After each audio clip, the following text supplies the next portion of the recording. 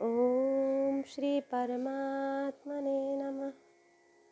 श्रीमद् भागवत रसामृत श्री रामचंद्र डोंगरे जी महाराज द्वारा रचित भागवत रहस्य का नया संस्करण। कल हमने श्रवण किया भाग 55। आज हम भाग 56 श्रवण करेंगे। चतुर्भुज विष्णु को शीश झुकाता हूँ। अभी 10वां स्कंद चल रहा है। बहुत दिव्य कथा भगवान श्री कृष्ण की इस 10वें स्कंद में हम श्रवण कर रहे हैं।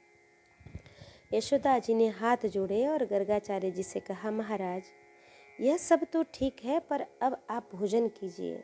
गर्गाचार्य जी ने कहा, मैं तो स्वयं पाकी हूँ, हाथ से खाना बनाता हूँ। माँ, मुझे किसी का पानी भी नहीं चलता है। गर्गाचार्य महान तपस्वी और ज्ञानी ब्राह्मण थे। उन्होंने यमुना जी में स्नान किया, बाद में घड़ा भरकर यमुना जी का जल लाए। यशोदा जी विवेक से पूछती हैं, महाराज आपके ठाकुर जी को क्या प्रिय है? आपके ठाकुर जी को जो प्रिय है वही बनाइए। आप भी बोलते हुए विवेक रखिएगा। भोजन बना रहे हैं तो ऐसा भाव रखिए कि भगवान के लिए बना रहा हूँ या बना रही हूँ। प्रभु का स्मरण करते हुए पवित्रता से भोजन बनाइए। गर्गाचार्य जी ने कहा, अपने ठाकुर जी के लिए खीर बनाता हूँ। यशोदा जी ने सभी तरह की तैयारी कर दी है। गर्गाचार्य जी खीर बनाते हैं, थाली में खीर को ठंडे कर रहे हैं। ठाकुर जी को गर्म गर्म खाना प्रस्तुत न कीजिएगा। भगवान बहुत कोमल हैं, आरोगते हुए उन्हें बहुत कष्ट होता है। आप जैसा अपने प्रति प्रेम रखते हैं उससे 1000 गुना प्रेम भगवत स्वरूप में रखिए। गर्गाचार्य जी ने खीर ठंडी कर ली। खीर में तुलसी पधराई और नारायण का स्मरण करने लगे। हाथ जोड़कर नारायण की प्रार्थना करने लगे।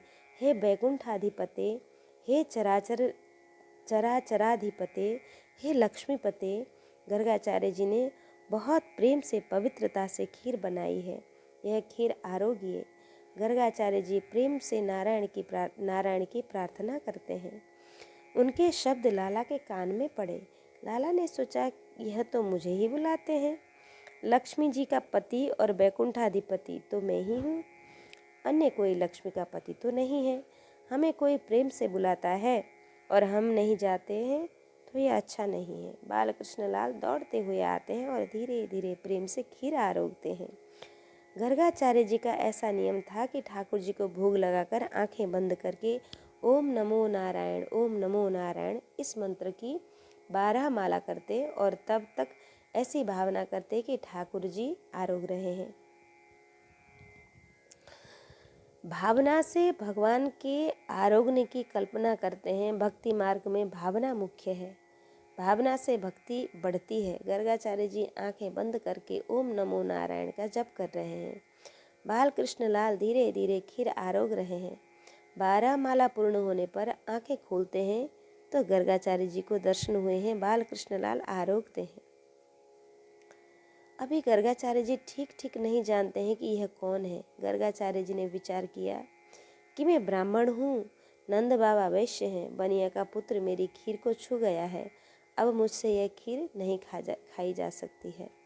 अरे यशोदा, अरे यशोदा। गर्गाचार्य जी यशोदा को बुलाते हैं। यशोदा माता दौड़ कर आई हैं। यशोदा माता आती हैं तब लाला को थोड़ा डर लगता है। लाला सोचता है कि मेरी माता मुझे मारेगी तो। कन्हैया एक बार माता को देखता है और दूसरी ओर महाराज को देखता है। लाला की आंखों में प्रेम भरा है। लाला की आंखें बहुत सुंदर हैं। यशोदा माता ने पूछा, महाराज यह कन्हैया खीर को छू गया क्या? महाराज कहने लगे, अरे छू गया, आधी खीर खा गया। मैं तो आंखें बंद करके ओम नमो नारायण का जप कर रहा था। तुम्हारा पुत्र कब आया पता ही न चला। यशोदा जी को यह अच्छा न लगा। उन्होंने लाला से कहा, क्या तुम्हें घर में खाना नहीं मिलता है? इधर क्यों आया? लाला ने उत्तर दिया, इन महाराज ने मुझे बुलाया इसलिए मैं आया। यशोदा जी ने गर्गाचार्य जी से पूछा, क्या आपने लाला को बुलाया था?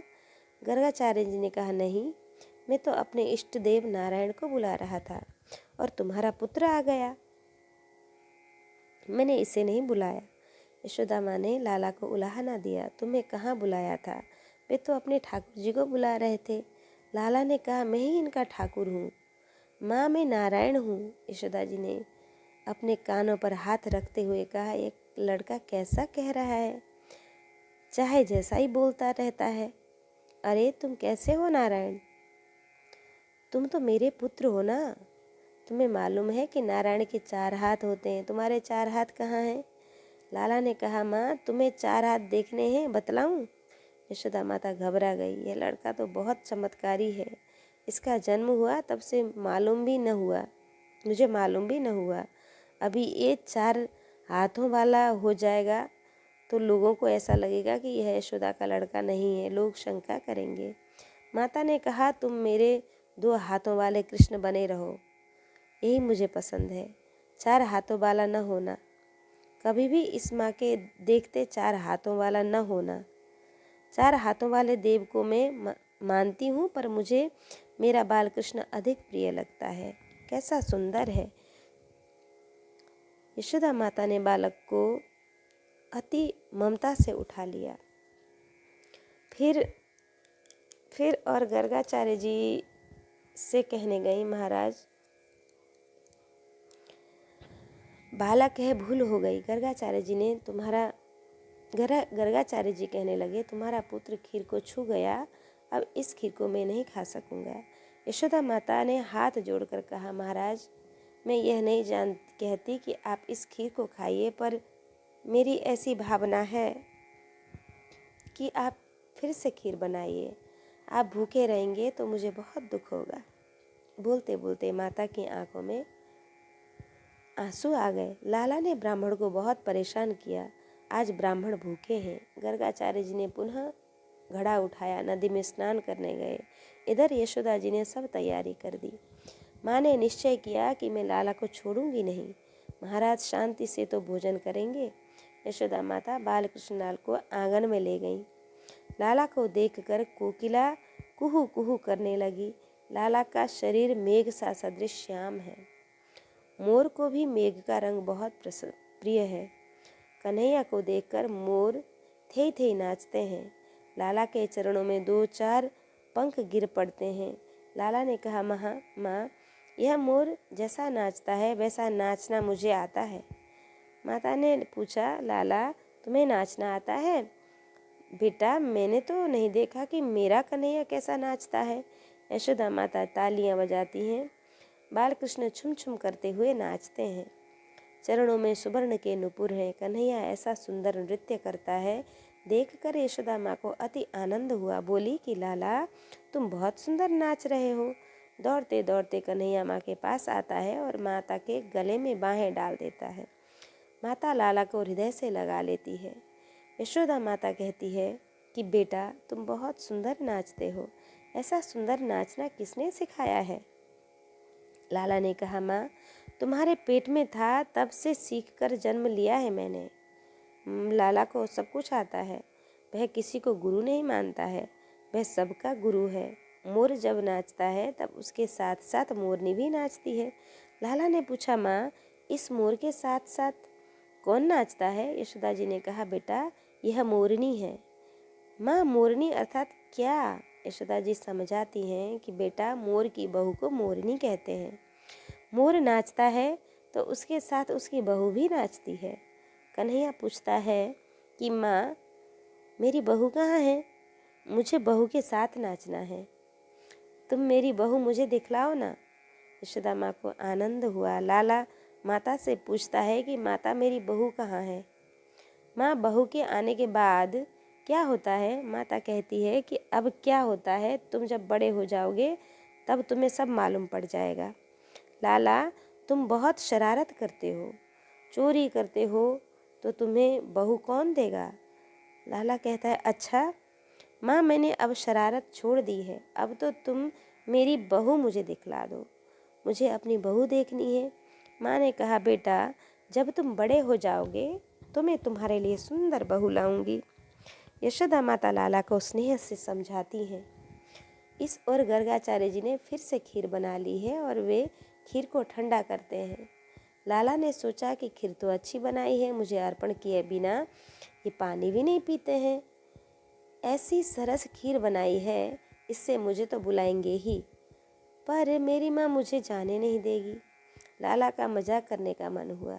वह खेलते खेलते माता की गोद में ही सो गया। यशोदा माता खुश हुई, सोचने लगी कि लाला सारा दिन खेलता रहता है, इससे थक गया है और सो गया है। बहुत अच्छा हुआ, बेचारे ब्राह्मण अब शांति से भोजन कर सकेंगे। बाद में मैं लाला को लेकर उनके चरणों में प्रणाम करने जाऊंगी। श्री कृष्ण गोकुल में बालक होकर खेलते हैं। श्री कृष्ण गोकुल में बालक होकर खेलते हैं। वे जतलाते हैं कि मैं देव नहीं हूँ, मैं ईश्वर नहीं हूँ, मैं तो आपका बालक हूँ। पर श्री कृष्ण परमात्मा है। जहाँ श्री कृष्ण विराजते हैं वहाँ ऐश्वर्य शक्ति हाथ जोड़कर सेवा में उपस्थित रहती है। आज लाला ने ऐश्वर्य शक्ति को आज्ञा दी, मेरी माता को निद्रा आ जाए, ऐसा करो। अचानक ठंडी हवा चलने लगी। ऐश्वर्य शक्ति ने माता की आंखों में प्रवेश किया। यह देवी सर्वभूतेषु निदारूपेण संस्थिता। या देवी सर्वभूतेषु निद्रारूपेण संस्थिता। यशोदा माता को नींद आ गई। गोद में बाल कृष्ण लाल हैं और माता को नींद आ गई है। गर्गाचार्य जी प्रार्थना करते हैं, शशंख चक्रम सकिरीट कुंडलम सपीत वस्त्रम सरसीरुह क्षणम सहार वक्षस्थलकौस्तुभम श्रियम नवामि विष्णुम शिरसा चतुर्भुजम। नारायण को वे मना रहे हैं, मेरे नाथ आप पधारिए। एक बार बालक खीर को छू गया, इससे मैंने पुनः स्नान करके आपके लिए बहुत पवित्रता से तथा प्रेम से खीर बनाई है, आप इस खीर को आरोगिए। लाला के कानों तक शब्द पहुँचे, गर्गाचार्य मुझे बुला रहे हैं। ऐसा सोचकर बाल कृष्णलाल उठे हैं। यशोदा माता निद्रा में हैं और बाल कृष्णलाल दौड़ते दौड़ते पहुँचे हैं, प्रेम से खीर आरोग रहे हैं। यह दूसरी बार हुआ।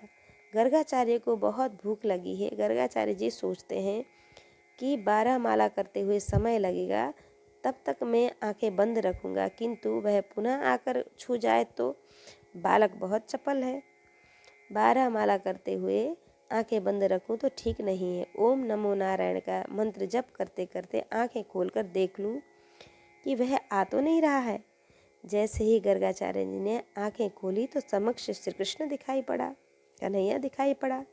गर्गाचार्य जी व्याकुल हो गए, विचारने लगे कि यह तो पुनः आ गया, मेरी खीर फिर छू गया, अब मुझसे खीर नहीं खाई जाएगी। लाला को दया आ गई है, सोचा कि ब्राह्मण है, मेरा भक्त है, इसे कब तक भ्रांति में रखूं। प्रभु ने लीला की, बाल स्वरूप अंतर्ध्यान हुआ और चतुर्भुज श्री नारायण सम्मुख आ गए। गर्गाचार्य जी ने देखा कि यह मेरे इष्ट देव हैं। गर्गाचार्य जी को विश्वास हो गया कि मेरी भक्ति को सफल करने के लिए मेरे प्रभु पधारे हैं, मेरे भगवान पधारे हैं। गर्गाचार्य जी साष्टांग वंदन करते हैं, मानते हैं कि आज मेरा जीवन सफल हुआ है, आज मेरी भक्ति सफल हुई, मेरे प्रभु प्रत्यक्ष आरोग रहे हैं। गर्गाचार्य वंदन करते हैं, तब उनके कानों में शब्द पड़े कि वैकुंठ के नारायण ही श्री कृष्ण हैं। नारायण और श्री कृष्ण एक ही है। आपकी भक्ति सफल करने के लिए मैंने यह लीला की है। बाद में चतुर्भुज स्वरूप अंतर्ध्यान होकर बाल स्वरूप प्रकट हुआ है। कन्हैया जैसा प्रेम करता है वैसा प्रेम करने वाला जगत में कोई नहीं हुआ और न कोई होगा। जब वह प्रेम करता है तब जीव की योग्यता का विचार नहीं करता। 1 रुपया जब देना हो तो आप बहुत सोचते हैं कि व्यक्ति योग्य है कि नहीं। बिना सोचे विचारे मानव 1 रुपया भी नहीं देता है। पर कन्हैया जब प्रेम करता है तब विचार कहाँ करता है। वह अकारण कृपा करता है, अकारण प्रेम करता है। वह प्रत्येक जीव के साथ प्रेम करता है। लाला ने सोचा कि ब्राह्मण हैं। 2 बार खीर बनाई पर स्वयं भूखे रहे और उन्हें भूख भी बहुत लगी है, मैं इन्हें खिलाऊं। लाला ने लीला की है। गर्गाचार्य जी हाथ जोड़कर बैठे हैं, बाल कृष्ण लाल खड़े हैं तथा गर्गाचार्य जी के मुख में ग्रास दे रहे हैं। मेरे इष्ट देव ने मुझे उच्छिष्ट प्रसाद दिया। गर्गाचार्य जी यह सोचकर प्रेम से आरोग रहे हैं, इस ओर यशोदा माता जागी। माता ने देखा कि कन्हैया गोद में नहीं है। वे भीतर आती हैं, देखा कि कन्हैया कुछ दे रहा है और महाराज आरोग रहे हैं। एक बार मेरा पुत्र खीर को छू गया तो महाराज ने खीर ही न खाई और अब कन्हैया मुख में देता है और महाराज खा रहे हैं। महाराज की यह कैसी अनोखी रीति है। यशोदा माता को आश्चर्य हुआ। वे धीरे धीरे आगे आती हैं। गर्गाचार्य जी ने देखा कि यशोदा जी पधार रही हैं तो वे तुरंत खड़े हो जाते हैं और उनके चरणों में साष्टांग वंदन करते हैं।